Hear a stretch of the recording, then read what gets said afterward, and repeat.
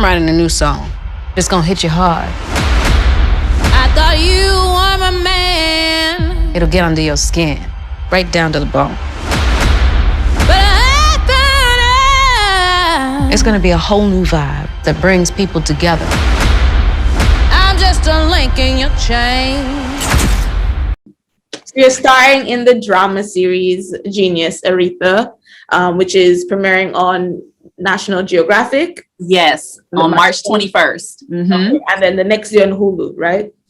Yes, correct. Okay, so the series focuses on Aretha Franklin, as in her childhood, her personal adult life, and then her rise to fame and being crowned the Queen of Soul. So yes. I know you're playing the character Clara Ward. Can you please tell me more of your character in the series? Yeah, Clara Ward. A lot of people don't know she was the godmother of gospel music.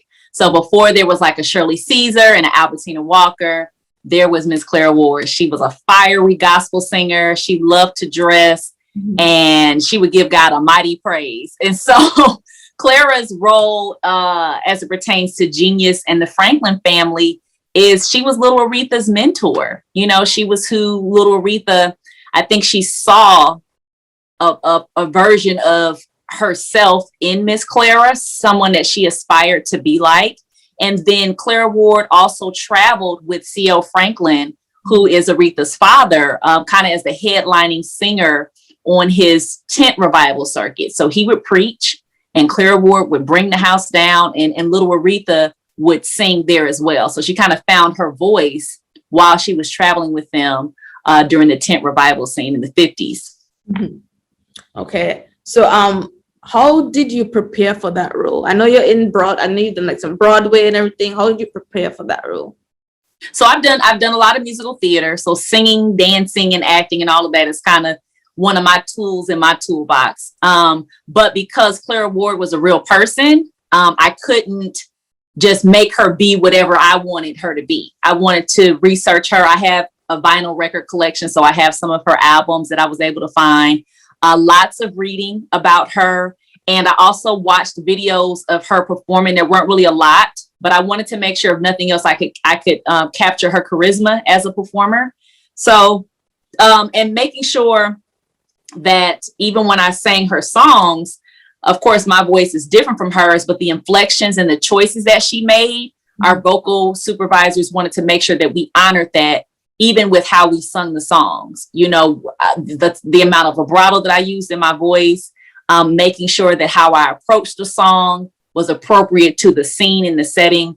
So yeah, I wanted to make sure that I didn't want to imitate Miss Clara, but I did want to try to embody as much of her as I could so that it would be authentic to those people that would be viewing the performance. And how long did it take for you to like get all that down? Because it sounds like you had to like go through a lot of long nights. And yeah, I mean, the thing about Genius is between when I was cast and when I went to filming was like literally a couple of weeks. Like I auditioned and then waited. I was told I was pinned, and then I was told that I booked. Mm-hmm. Like I remember I told you musical theater is kind of one of my tools. Yeah. So being able to sing, dance, act, tap in, it was something that was kind of natural for me. I just had to kind of hone in on what tool it was that I was going to actually use. But some of my other castmates who maybe had the material a little bit longer, of course, Cynthia taking on, you know, Aretha, that took an extensive amount of work. So, you know, you just have to show up and be ready. They don't care whatever you have to do to get there, just get there. That's what they tell us. Well, you only got 3 chords? I will make them sound like $1 million. You mentioned Cynthia. You're co-starring for so many well-known actors: Cynthia Erivo, Courtney B, Vance, Malcolm Brett, T.I., Pauletta Washington.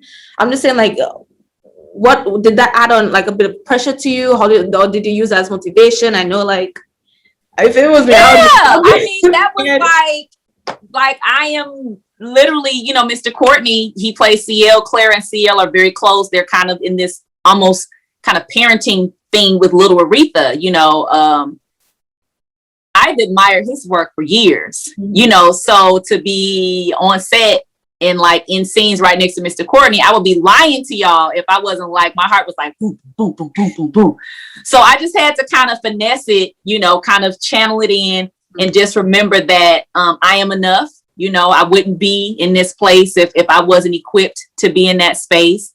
But even though I was on the job, I mean, it was just, I took every moment to try to learn as much as I could, you know, and if I got a note, he would, that's nice. And so I'm like, okay, Mr. Courtney telling me I'm making good choices.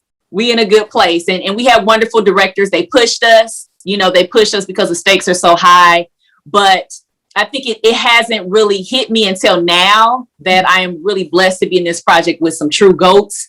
And, you know, I'm just beyond honored and really thrilled. So, yeah, we have some heavy hitters on this project. Yes, you did, including yourself. Oh, thank you. You're so kind. In recognition of all you've done, the people of the world hereby crown you Queen of Soul. So you're well known for your theatrical work. You played Michelle in Dreamgirls, I believe. You played Yolanda in The Heights, and even embodied Nina Simone in Simply Simone. I heard that you were also the dance captains for the in The Heights and Simply Simone, which is great. So where does your dancing, your singing, all that talent, what does that stem from? How did you? Yeah, you have great questions. Yeah, that stems from me just being someone who's always been a singer, dancer, actor. Some people call it a triple, but it comes from my childhood. You know, my parents were in the arts and we sang as little children and wrote songs as kids, and just, you know, I was the kid that would like sing my ABCs and cartwheel down the street, you know, as like a 7-year-old. So it's just amazing how life will put you on a path where like you have these things that are a part of who you are, and then you don't realize until later that like, this is why this was here, because I was going to get an opportunity to be Clara Ward, who is this charismatic gospel singer, you know, and I need to be able to tap into all of that stuff. So it really just comes from my childhood and loving to sing and just trying to keep all that stuff, you know, on standby so that when the opportunity presented itself, I would be ready. So you've always known that you've wanted to be in the entertainment industry from young? Yeah, so I always wanted to be in the entertainment industry because my family was, but I actually went behind the scenes first. So I started the business Stage Ready because I wanted to be the show and the business. I wanted to be able to count my coins too. Yes. And we all know now that having some insight behind the scenes is how you really set yourself up for generational wealth and big wins. And so I started my business first and really worked with a lot of gospel artists and like BT and the Dove Awards and all that stuff in the capacity of like a choreographer and a creative director. And then I was doing musical theater on the side, and it kind of worked hand in hand. So I knew it was always entertainment for me. It was just kind of like I would flip a switch depending on which one in the industry I would be at that time. So right now I'm in the artist space. Yes. So mentioning the your business, I know that you're very motivated and very inspired by like trying to provide a platform for the next generation of artists. And I know you put on the show Queen Aretha at the Aurora Theater. You did your research. Wow. Okay. Go ahead. So has that always been important to you? Has someone done that for you? And if not, did you wish someone had done it? Wow, you're phenomenal. Yes, creating platforms for other artists is just part of Tina's DNA. When I first started my business, there were people who created opportunity for me and gave me a shot, and seeing how much that helped me has really kind of reinforced why it's important for me to create those platforms for other people. So producing Queen, Aretha, you know, Atlanta kind of went through a deficit regionally where there weren't really a lot of opportunities for Black performers.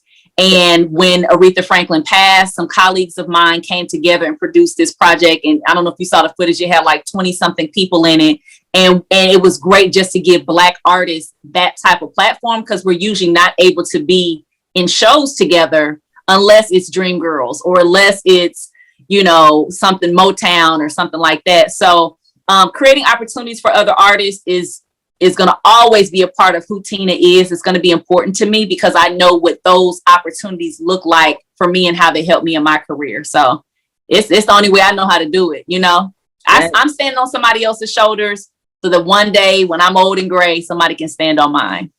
Yes. And you were saying that first of all, Black women, there are many people, specifically young Black girls and women who are pursuing a career in the film and media industry. And, we're all struggling to it, including me. I'm trying to do it as well. And, it's a struggle, especially because, everything, your race, your gender, everything is combating. So Right. it's something you'd like to share with them on their journey. Queen, you are enough. You're enough. The stakes are so high for us. We are required to operate in a space and at a level that is so much higher than everyone else. And it's always been like that for us. We always had to be the brightest, the best early. I mean, that's always been it. But I think we have to give ourselves grace, because sometimes we get in this space of pushing ourselves to perfection that it can almost be unhealthy and harder on ourselves than we need to be. I know I am my own worst critic. I can admit that. I want it to be exactly like this. And if it's not, it's like it's garbage, so I'm teaching myself how to give myself grace and understanding that I am enough. And so that's what I want to, be tenacious, be fearless. That's my mantra is being fearless. Break down the walls, and then also develop sisterhood, let our guard down enough to lean on each other when we need to be built up, because so many times it seems like everybody else is against us, so give yourself grace and then find that community within other women, because you can't take what you're going through to people who don't understand it, who aren't experiencing that in their own spaces. So yeah, I mean, we've got the goods. We've always been great. And just knowing that our time and our season is coming if we remain prepared and we stay ready. It's easier for a woman to be the helpmate of a king than it is for a man to be the helpmate of a queen. Don't let that queen thing go to your head. I'm gonna let that queen thing go wherever I wanted to. That's beautifully said. Beautifully said. So I know you're definitely living a busy life. You're married, you have a family, and you're defining what it means to be a working artist. Yeah. How do you relax? Like, what do you do in your downtime? How do you just, stay with yourself? I found, ironically, that there's two computers over here.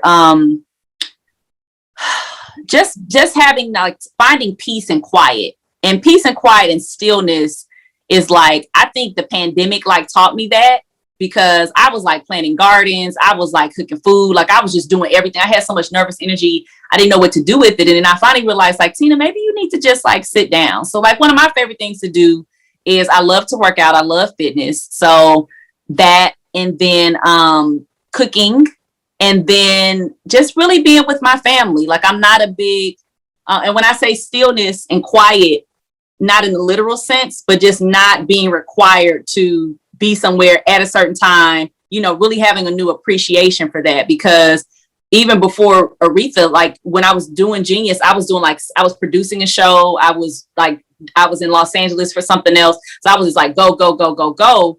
And so coming out of the quarantine, it's oh, I got a little quarantine weight on. So this would it mean to be healthy? It's it's an extra 5 or 6 pounds. It's that's good. That's healthy, because I look back at myself, I was like, girl, you was running on E. So finding the stillness and just allowing my mind to rest. So fitness, food, and just kind of peace of mind. I don't know. I hope that answers your question. That's what's good for me. And that's good for everybody, to be honest. I love food. Do you have a favorite recipe that you have? Okay, so I'm obsessed with my slow cooker. I make a really amazing Mississippi roast. I know people what? But I do a roast and I slow cook it, and it's a really easy recipe. It's okay, I'm gonna give this to y'all because college students can use this, and it's gonna be your best Sunday meal. Get a nice cut of roast. Take note. Yeah, nice cut of roast. Get you a pack of onion soup mix, they have Lipton's onion soup, that you just add water to. Get that. A pack of ranch, a stick of butter, and a jar of banana peppers. Okay. Put all of that on your roast and let it cook for about 5 hours in your crock pot. I'm telling you, it's the best thing. I can compete with that. So Xavier University, I'm telling y'all, y'all go in on about a $15 or a $20 roast and put it in a crock pot. You could feed the whole dorm. I'm telling you, it's bomb. So yeah, I like seafood. I make a bad, lobster mac and cheese. I love a whole salmon fillet on the grill with capers and lemon and all of that. But the slow cooker has been helping me because I can just put it on, and let it do its thing and come back and eat. So yeah, that's my foodie tip. That's great. Guys, take notes, listen in. $15 roast, get it? So on to the last question, sadly, because but I want to ask you, I want to describe how you feel at this point in your career in 3 words. Let me think about that. Hopeful. I'm very excited and proud. I know those aren't like big, beautiful words, but I'm very hopeful about what the future has to bring. I'm excited about all the great energy around this project, and I'm proud that I was selected to be a part of telling Aretha's story. There will never be another one like me.